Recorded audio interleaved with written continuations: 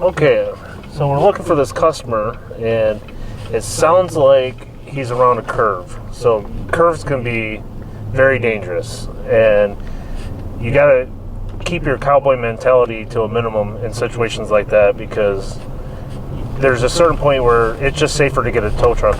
Beacons on. So we barely saw him as we were coming around the curve.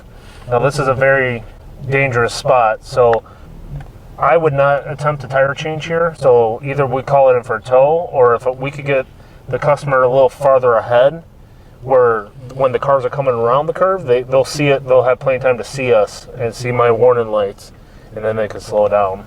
We want every driver to make it home to their family every night safely. So always keep safety in the front of your mind when you're making the decision.